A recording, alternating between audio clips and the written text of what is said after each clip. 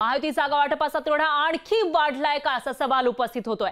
कारण राष्ट्रवादीला लोकसभेच्या 7 जागा हव्यात। उमेदवारी कापली जाण्याच्या शक्यतेने शिवसेना खासदार सुद्धा त्रागा करताना दिसून येत आहेत। एकीकडे महायुतीमध्ये जागा वाटप होत नाहीये तर दुसरीकडे राष्ट्रवादी आणि शिवसेना जागा वाटपावर अडून बसल्याचं दिसून येतंय। त्यांना जास्त जागा हव्यात, सन्मानजनक जागा हव्यात असं राष्ट्रवादी आणि शिवसेनेचे नेते बोलताना दिसतायत। प्रफुल्ल पटेल यांनी राष्ट्रवादीच्या 7 जागांवर दाबा असल्याची माहिती दिलेली आहे आणि पाहूया त्या संदर्भातला लोकशाही मराठीचा हा स्पेशल रिपोर्ट।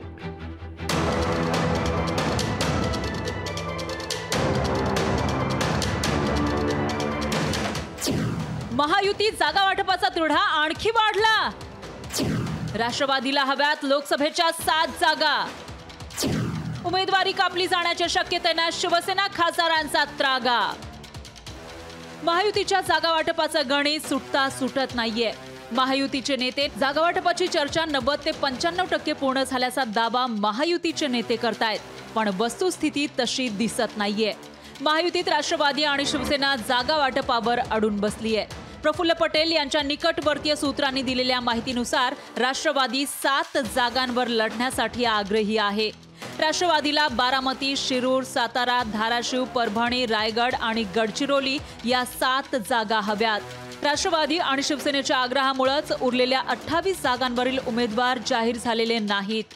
वाद असतानाही सगळ्यांना सन्मानजनक जागा मिळतील असा दावा राष्ट्रवादीने केलाय। आमची चर्चा जवळपास 85-90% संपलेली आहे।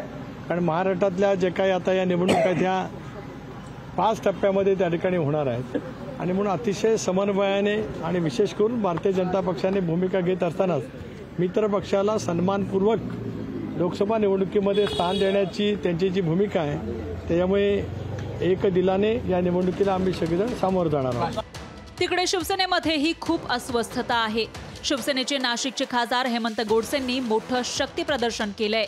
शेकडो वाहनांसह हेमंत गोडसे मुंबईला रवाना झाले।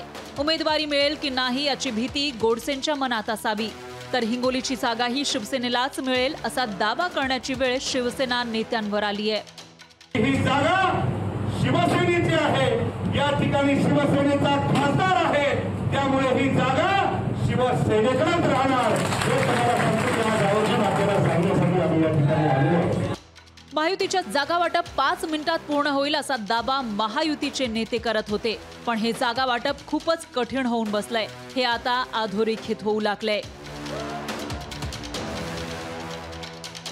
मीनाक्षी म्हात्रेसह ब्युरो रिपोर्ट, लोकशाही मराठी, मुंबई।